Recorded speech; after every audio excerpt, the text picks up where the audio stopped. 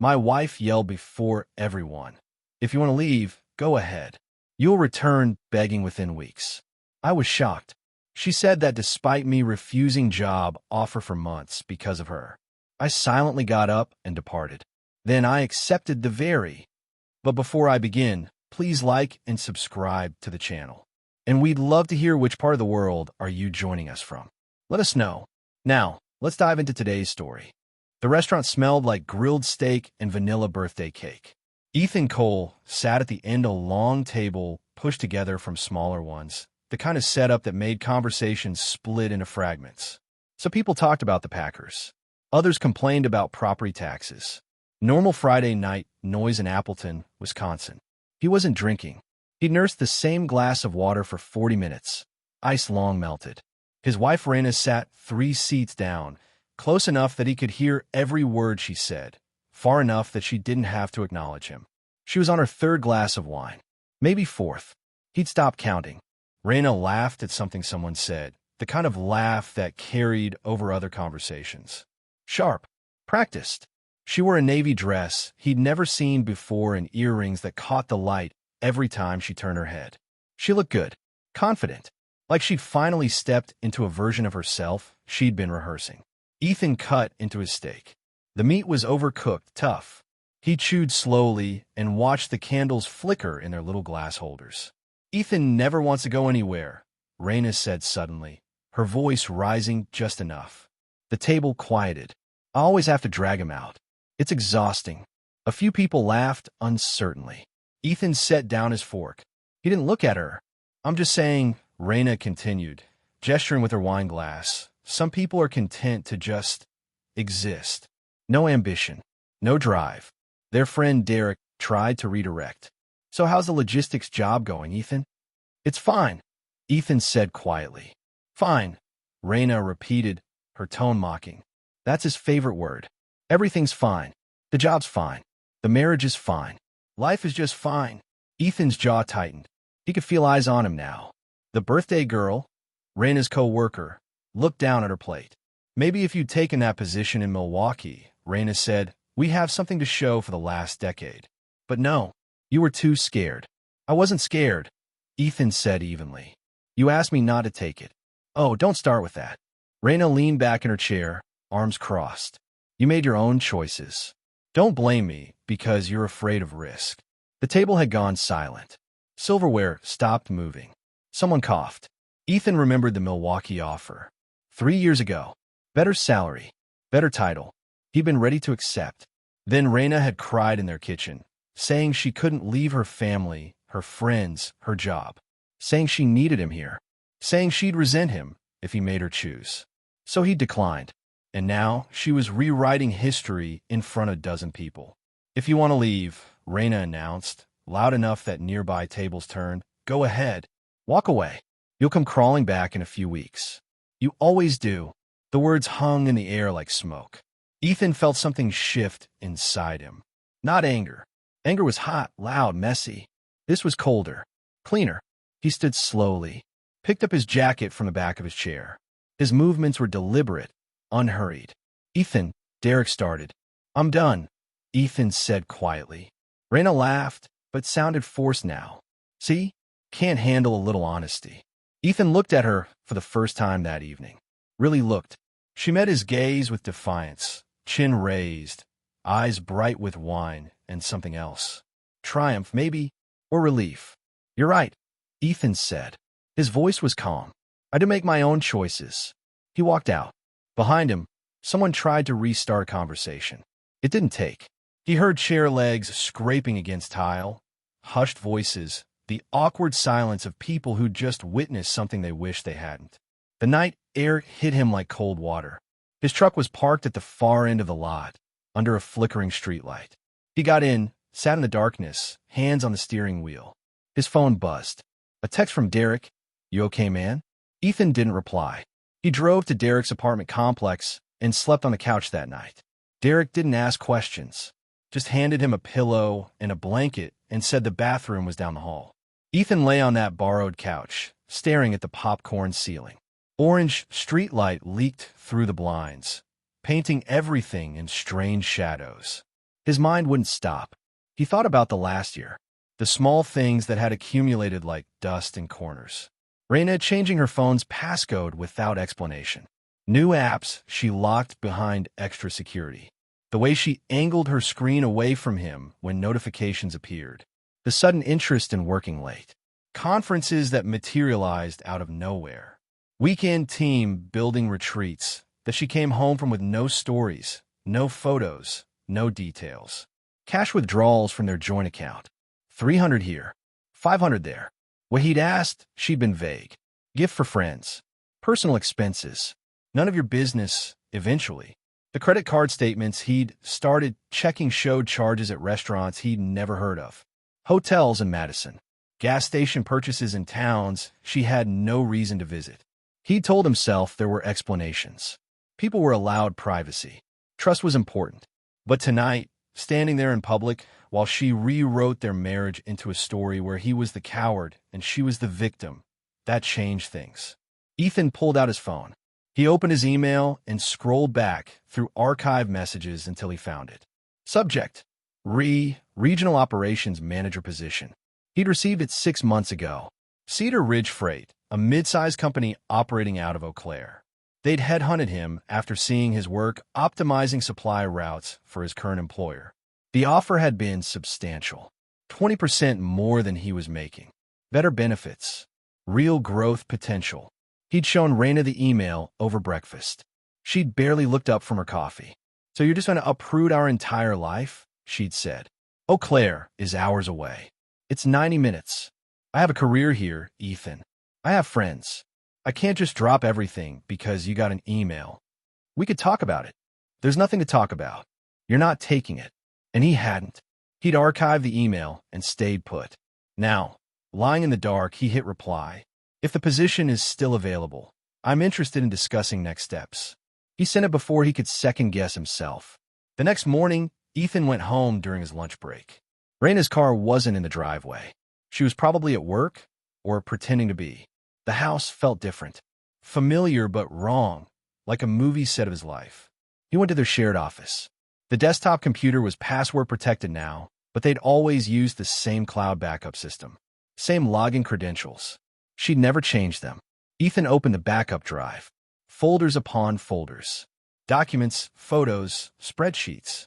He started clicking through them systematically. Bank statements first. Their joint account showed the obvious withdrawals. But there was another account, one in her name only, that he'd never known existed. Deposits matched the cash withdrawals. $17,000 moved over 6 months. Next folder, photos. Most were innocuous. Selfies with coworkers. Pictures of food. Then a subfolder labeled Archive. He clicked it. Dozens of photos of Raina with a man Ethan didn't recognize. Not work photos. Intimate ones. His hand on her waist. Her head on his shoulder. Both of them laughing in what looked like a hotel room. Ethan's hand stayed steady on the keyboard.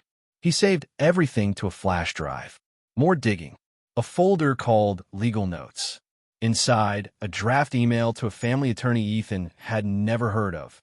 The email was dated 3 weeks ago, unsent. I'm writing to inquire about divorce proceedings in Wisconsin. My situation is somewhat complex. I need to understand how to protect my assets and ensure a favorable outcome. My husband has been increasingly controlling, and I believe he may contest. The email went on.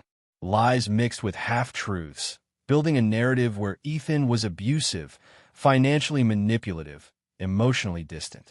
There was another document, a list titled Strategy Points. Wait until he leaves. Less sympathy for him if he's gone first. Document his abandonment. Photos, text, social media. Separate finances quietly before filing. Keep timeline consistent with attorney's advice. Ethan copied everything. Bank records, photos, emails, chat logs pulled from backed-up phone data, receipts showing the other man's name on restaurant bills, hotel bookings. His name was Trevor Michaels. He worked in vendor management for a logistics company that Raina's employer contracted with. They'd apparently met at a conference 18 months ago. Ethan finished copying files just before 1 o'clock. He cleared his browsing history, shut down the computer, and went back to work. That evening, he changed every password tied to his income. Bank account, retirement fund, insurance policies, anything with his name as primary holder. He did it quietly, legally. He didn't announce it, didn't send warnings. He just moved forward. Cedar Ridge Freight responded the next morning. Ethan, we're thrilled to hear from you. The position was filled, but given your qualifications and our continued growth, we have something even better to discuss. When can you come in for a meeting? He took a personal day and drove to Eau Claire. The company operated out of a sprawling warehouse complex near Highway 29. Trucks came and went in steady streams. The office building was plain but functional. No pretense, just work getting done. The hiring manager was a woman named Patricia Chun who got straight to business. She walked him through their operations, their challenges, their goals. They needed someone who could see inefficiencies others missed. Someone meticulous. Your previous work speaks for itself, Patricia said. But I'll be honest, we need someone who can start soon. This isn't a 6-month planning timeline. I can start in 2 weeks, Ethan said. Patricia raised an eyebrow. That fast? I'm ready for a change. She studied him for a moment, then nodded. Then let's talk numbers. The offer was even better than the original one had been. Relocation assistance included. They shook hands. Ethan drove back to Appleton, knowing he wouldn't be returning for long. Raina came home that evening while Ethan was packing a suitcase. She stopped in the bedroom doorway, arms crossed. Where do you think you're going? Eau Claire, Ethan said. I got a job. A job.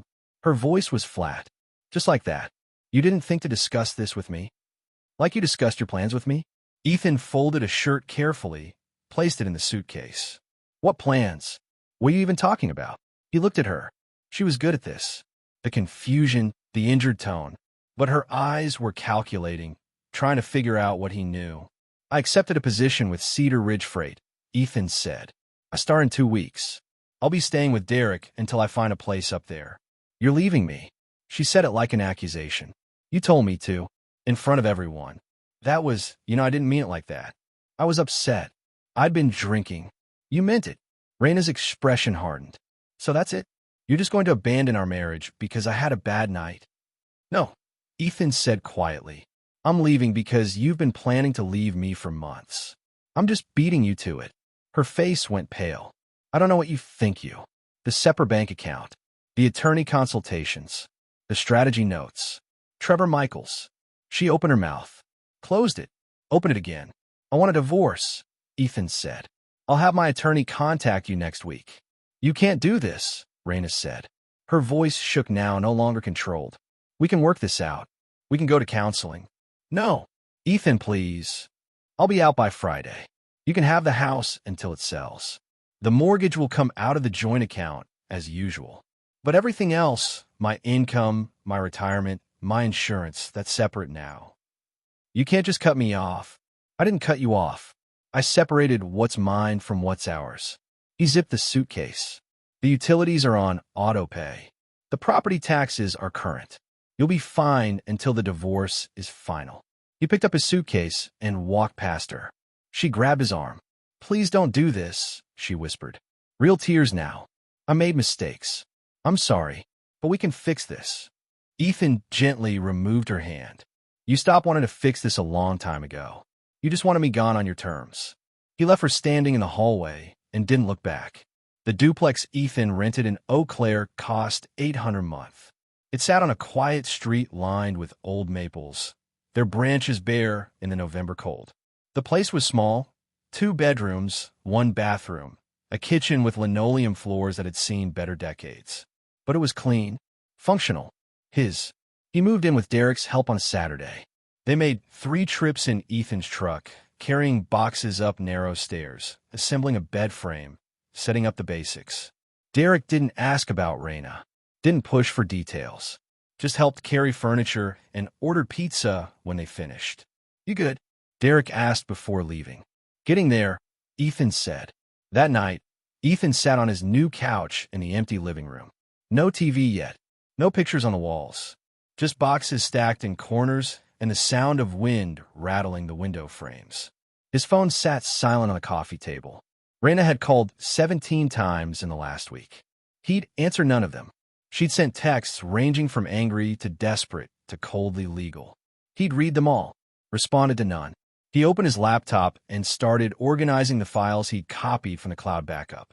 Everything was there, chronological, documented. He backed it up to 3 separate locations: flash drive, external hard drive, encrypted cloud storage. Then he called an attorney, left a message, waited. Monday morning, he started at Cedar Ridge Freight. The warehouse floor hummed with activity. Forklifts moved pallets. Workers scanned inventory codes. Dispatch radios crackled with driver check-ins. The operation ran 24 hours, 3 shifts that overlapped at the edges to keep freight moving. Ethan spent his first week observing. He shadowed dispatch supervisors, walked the warehouse floor, studied route logs and delivery schedules. He took notes in a spiral notebook, old-fashioned, but it helped him think. Patricia had been right about the inefficiencies. They were everywhere once you knew how to look. Trucks taking longer routes because dispatch didn't account for seasonal road construction. Inventory stacking patterns that caused unnecessary handling. Vendor deliveries scheduled without coordination, creating bottlenecks at receiving docks. Small things, but they added up. By his second week, Ethan had a list of recommendations. He presented them in a conference room on a Thursday morning. Patricia and 2 operations directors listened while he walked through each point, showing data, explaining logic, projecting cost savings. "How fast can we implement this?" Patricia asked when he finished. "Some of it immediately. Route optimization and dispatch protocols by next week. Inventory restructure will take a month." "Do it," she said. Ethan did. He worked long hours. Early mornings checking overnight shift reports, late evenings reviewing driver logs. He ate lunch at his desk, declined invitations to after-work drinks. Not because he was antisocial, but because he had work to do and preferred doing it alone. The changes showed results within days. Delivery times improved. Driver complaints dropped. Fuel costs went down. Patricia noticed. "You're making us look good," she said one afternoon, dropping a file on his desk. "Keep it up, and we'll talk about expanding your role." Ethan nodded, went back to work. He didn't mention his marriage, didn't display photos. When coworkers asked personal questions, he kept answers brief. No, he wasn't from Eau Claire originally. Yes, he liked it here so far. No, he didn't have weekend plans. People stopped asking eventually. 3 weeks into his new job, Ethan was reviewing vendor contracts when he noticed something odd. Cedar Ridge worked with dozens of suppliers and service providers. Most contracts were straightforward: freight hauling, warehouse equipment maintenance, office supplies. Standard rates, standard terms. But one vendor stood out: Midwest Logistics Solutions. They provided consulting services and vendor management coordination. The contract showed quarterly payments of $15,000. Ethan pulled up their invoice history. Regular payments. No detailed work descriptions. Just vague line items like quarterly service fee and operational consultation. He cross-referenced with actual operational records. No evidence of any consulting work. No meeting notes. No deliverables. No reports. Just payments going out every 3 months for 2 years. Ethan checked the contract signature. The authorization came from Cedar Ridge's purchasing department, approved by the previous operations manager, the position he'd been hired to replace. He pulled up Midwest Logistics Solutions business registry. The company had 2 principals listed. One name he didn't recognize. The other was Trevor Michaels. Ethan sat back in his chair. He could have ignored it, could have looked the other way. This wasn't his problem. He was new here. Drawing attention to something like this could make enemies. Instead, he documented everything. Contract copies, payment history, registry information, cross-references showing 0 actual work performed. He put it all in a folder marked Vendor Audit, Internal Review, and left it on Patricia's desk before leaving that evening. The next morning, Patricia called him into her office. "Where did you find this?" She had the folder open, papers spread across her desk. "Standard contract review," Ethan said. "I was checking vendor spend patterns. That one didn't fit." $30,000 a year, Patricia muttered. For 2 years. And no one caught it. The previous manager approved it. Yeah. Patricia rubbed her temples. He left abruptly 6 months ago. Now I'm wondering if this is why. She looked at Ethan. This goes to corporate audit. Expect questions. You've documented everything. Everything I found. Good. She closed the folder. Thank you for bringing this forward. Not everyone would. Ethan returned to his desk. He didn't tell Patricia about the connection to Raina. Didn't mention Trevor Michaels was anything other than a name on a business registry. That information would surface soon enough. The attorney Ethan hired was named Bill Hoffman. 58 years old, gray beard, reading glasses perpetually perched on his forehead. He operated a small practice in downtown Eau Claire, specializing in family law. They met in Hoffman's office on a Wednesday evening. Ethan brought his flash drive. I'll be honest with you, Hoffman said after reviewing the files for 30 minutes. This is as straightforward as divorce gets. She was planning to file first, building a case, and you have documentation proving it. Wisconsin is a no-fault state, but this level of documented deception will absolutely impact asset division. What about the affair? Ethan asked. Wisconsin doesn't care about adultery in divorce proceedings, but it matters for credibility. Hoffman leaned back in his chair. If she tries to claim you were controlling or abusive, you have proof she was actively planning to leave while telling you everything was fine. That matters to judges. What's the timeline? We file next week. She gets served. She'll have time to respond and get her own attorney. Then we negotiate. If she's smart, she'll settle. If not, we go to trial. Either way, you're in a strong position. And the house. Marital property. It gets sold and split unless one party buys out the other. Given that she has no independent means to secure a mortgage for her half, it's getting sold. Ethan nodded. File the papers. Hoffman did. Raina was served at her workplace on a Tuesday morning. Ethan wasn't there to see it, but he heard about it later. The process server had walked in her office, asked if she was Raina Cole, and handed her an envelope. Professional. Quick. Buy the book. She called him 15 minutes later. He was in a meeting. He let it go to voicemail.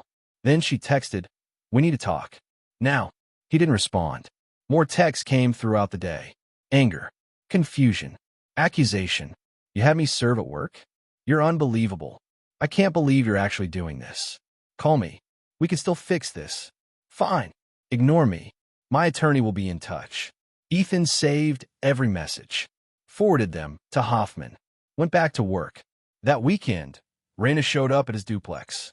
He heard her car pull up, saw her through the front window. She sat in the driver's seat for several minutes before getting out. She walked slowly to his door, shoulders hunched against the cold.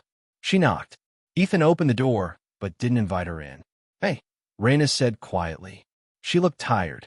Makeup couldn't quite hide the dark circles under her eyes. Can we talk? About what? About us. About all of this. She gestured vaguely. You won't answer my calls. You won't respond to my texts. I drove 90 minutes to see you. You should have saved the gas.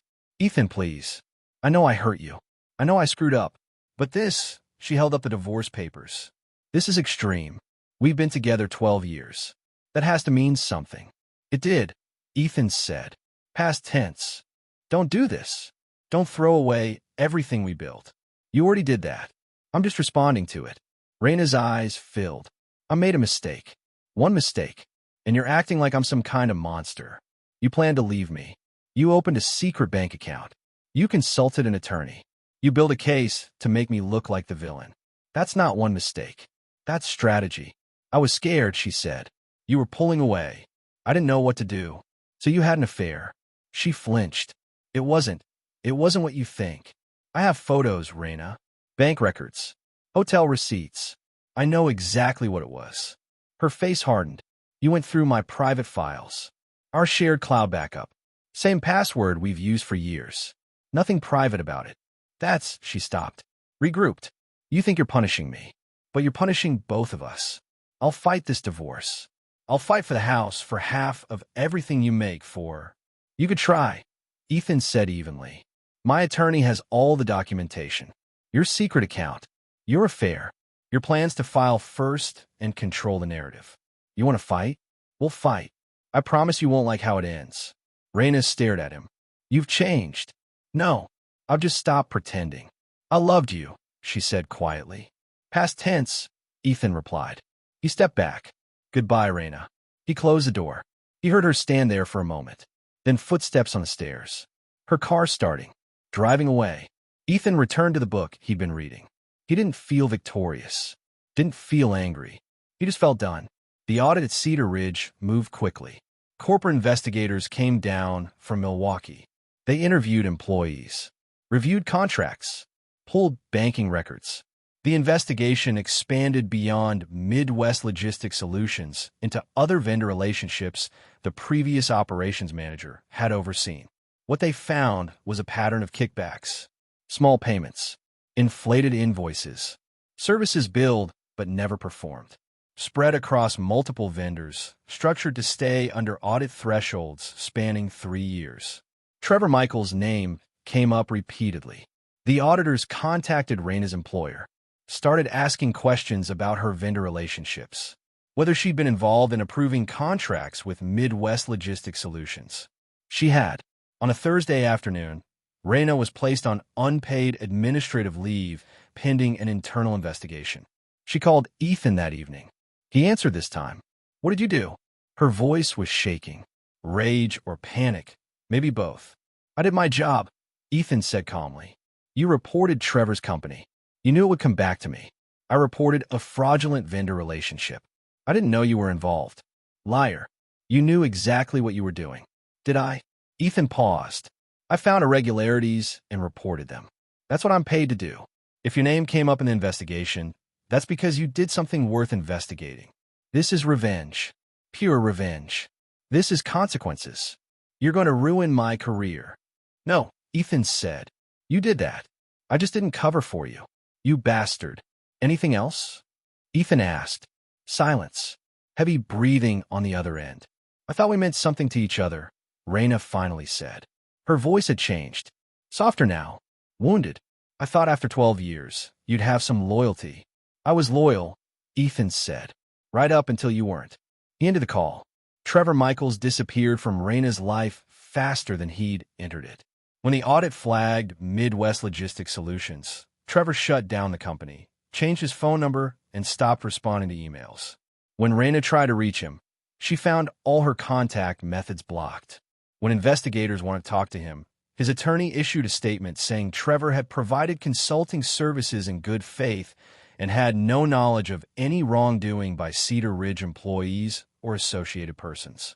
Translation: he was cutting ties, denying everything, protecting himself. Raina's investigation lasted 3 weeks. Her employer's internal audit found she'd received payments from Midwest Logistics, routed through a shell account, designated as consulting fees, totaling $8,000 over 18 months. She claimed they were legitimate, couldn't produce work product to prove it. She was terminated for violation of ethics policies. 3 days later, the joint credit cards Ethan and Raina shared stopped working. The credit company had flagged unusual purchasing patterns and frozen the accounts pending verification. Raina tried to call Ethan. He didn't answer. She sent texts. He didn't respond. She drove to his duplex again, but this time he didn't answer the door. He was there, his truck was in the driveway, but he simply didn't open the door when she knocked. She stood on his porch for 10 minutes, calling his name, eventually crying, before finally leaving. That night, Raina left a voicemail. Her voice was hoarse, broken. "I know you're there. I know you can hear this. Please, please, Ethan. I don't know what to do. I lost my job. My cards don't work. Trevor won't answer. My family won't help because they think I deserve this. I need," her voice cracked, "I need you to help me. Just for now. Just until I get back on my feet. Please." Ethan saved the voicemail. He never replied. The divorce proceedings began in February, 3 months after Ethan had walked out of that restaurant. Hoffman filed the petition in Brown County, where the marital home was located. The filing was clean, precise. Irreconcilable differences. Request for equitable division of marital assets. Request for dissolution of marriage. Raina hired an attorney named Gerald Simmons. Mid-50s, expensive suit, reputation for aggressive litigation. He filed a response that painted Ethan as controlling, financially abusive, and emotionally manipulative. The response claimed Ethan had systematically isolated, Raina from marital finances, that he had abandoned the marriage without cause, that Raina was financially vulnerable due to his sudden and vindictive departure. Hoffman read it aloud in his office. It's boilerplate adversarial stuff, trying to create sympathy. Problem is, your documentation contradicts everything. So we respond? We respond with facts. Hoffman tapped the files on his desk. Her secret bank account, the affair, the strategy notes, the fraudulent vendor payments. We don't need to attack. We just need to show the truth. The truth was filed 2 weeks later. 63 pages of documentation. Bank statements, emails, photos, text messages, timeline of deception. Raina's attorney called Hoffman the day after receiving it. Your client is playing hardball, Simmons said. My client is presenting facts, Hoffman replied. Some of this documentation may not be admissible. All of it came from jointly accessible cloud storage. Nothing hacked, nothing stolen, just preserved. He's trying to destroy her. He's trying to end a marriage his wife had already ended. We're just making sure the judge understands context. Simmons was quiet for a moment. What does your client want? Standard equitable division. The house gets sold. Proceeds split proportional to documented contributions. Marital assets divided appropriately. No alimony on either side. She's going to fight this. She can try. The depositions happened in March. Raina went first. She sat across from Hoffman in a conference room at Simmons' office, looking smaller than Ethan remembered. Thinner. She wore a gray pantsuit that looked too big, hair pulled back, minimal makeup. Hoffman asked questions for 4 hours. Calm, methodical, relentless. About the secret bank account. Can you explain why you opened this account without discussing it with your husband? I wanted financial independence. While married, I felt I needed security. Security from what? Silence. Mrs. Cole, the account shows $17,000 in deposits, matching withdrawals from your joint account. Where is this money going? Personal expenses. Can you provide receipts? Documentation? Not all of it. About the affair. When did your relationship with Mr. Michaels begin? We were friends. Just friends. The photographs recovered from your cloud storage suggest otherwise. Those were taken out of context. Hotel receipts show you checked into the Madison Marriott on September 14th. Your husband was in Appleton that weekend. Who were you with? Pause. Trevor. But it wasn't. Wasn't what, Mrs. Cole? About the strategy notes. Did you consult an attorney about divorce proceedings while telling your husband everything was fine? I was exploring options. Options you didn't share with him. I had a right to legal consultation. The draft email to your attorney states, and I quote, I need to ensure a favorable outcome. My husband has been increasingly controlling. Can you provide examples of this controlling behavior? He monitored our spending. He reviewed joint account statements. Statements he had equal access to. He questioned my decisions, such as silence. Hoffman continued, question after question. Raina's answers grew shakier. Her attorney objected repeatedly. It didn't matter. The record was building. Ethan's deposition was shorter. Simmons tried to paint him as cold, calculating, vindictive. Tried to suggest he'd orchestrated Raina's job loss, deliberately destroyed her financial stability, abandoned her in a moment of vulnerability. Ethan answered every question the same way, calmly, factually, without emotion. Mr. Cole, why did you report the vendor irregularities at Cedar Ridge? It was my responsibility. I found fraudulent activity. I reported it. You knew it would implicate your wife. I knew it would implicate whoever was involved. I didn't know my wife was involved until the investigation revealed it. But you suspected. No. I found a problem and reported it. That's my job. Convenient timing, though. Right as divorce proceedings were beginning. I found the irregularity 3 weeks into my employment. I reported it immediately. The timing had nothing to do with my marriage. Mr. Cole, did you cut off your wife's access to marital funds? I changed passwords on accounts where I was the primary holder. She retained full access to our joint account. She claims her credit cards stopped working. The credit company flagged unusual activity and froze the accounts pending verification. That was their decision, not mine. You didn't help her resolve it. No. Why not? We were separated and filing for divorce. Her financial situation was no longer my responsibility. Simmons tried different angles. Got the same results. Ethan didn't crack. Didn't get defensive. Just answer questions. After 2 hours, Simmons gave up. The settlement negotiations lasted 6 weeks. Raina wanted the house. Wanted half of Ethan's retirement. Wanted alimony based on their 12-year marriage. Hoffman countered with documentation showing Raina had been planning to leave, had been siphoning money into a secret account, had been engaged in fraud related to her employment. Your client's credibility is destroyed, Hoffman told Simmons during a phone call Ethan listening on. She lied to her husband. She committed workplace ethics violations. She was preparing to leave while telling him everything was fine. No judge is going to look at this situation and award her anything beyond standard equitable division. She lost her job because of your client's actions, Simmons argued. She lost her job because she accepted fraudulent payments. My client reported fraud. Those are separate issues. He abandoned her. He left a failing marriage after discovering infidelity and deception. That's not abandonment. That's self-preservation. Back and forth. Offers and counteroffers. Raina came down from her demands, then came down further. Finally, in late April, they reached agreement. The house would be sold. Proceeds would be split 60-40, favoring Ethan, based on documented contributions to down payment and mortgage payments. Retirement accounts would be divided proportionally based on contributions during the marriage. No alimony on either side. All marital debts would be paid from marital assets before final division. Both parties would be responsible for their own attorney fees. Raina signed the agreement on a Tuesday. Her hand shook when she picked up the pen. Simmons had warned her she wouldn't do better at trial. The evidence was too strong. She'd lose, and lose publicly. She signed. The final court date was May 16th. Judge Rebecca Martinez presided. She'd reviewed the case file, read all the documentation, studied both settlement agreement and the history that led to it. The courtroom was small, wood-paneled, fluorescent lights humming overhead. Ethan sat with Hoffman at one table. Raina sat with Simmons at another, 10 feet away, but it might as well have been miles. Ethan didn't look at her. She looked at him constantly. Judge Martinez spoke for less than 5 minutes. Confirmed both parties understood the terms.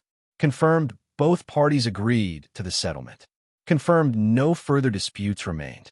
The settlement is approved. The marriage is dissolved. Final decree will be issued within 30 days. That was it. 12 years. Gone in 5 minutes of legal formality. Ethan stood when Hoffman touched his arm. They walked out. Behind him, he heard Raina crying softly. Simmons was saying something to her, too quiet to hear. Ethan kept walking. After the hearing, Raina followed Ethan out to the parking lot. "Wait," she called. "Please, just wait." Ethan stopped, turned. Hoffman glanced at him questioningly. Ethan nodded. Hoffman walked to his car, giving them space. Raina approached slowly. She looked exhausted, defeated. Her eyes were red, mascara smudged. "Are you happy now?" she asked. Her voice was barely above a whisper. "No," Ethan said honestly. "I'm not happy, but I'm done. I didn't think you'd actually leave." The words tumbled out. "I thought you'd fight for us. I thought you'd get angry, we'd have it out, and then we'd work through it. I never thought you'd just walk away. You wanted me gone, Raina. You made that clear. I was angry.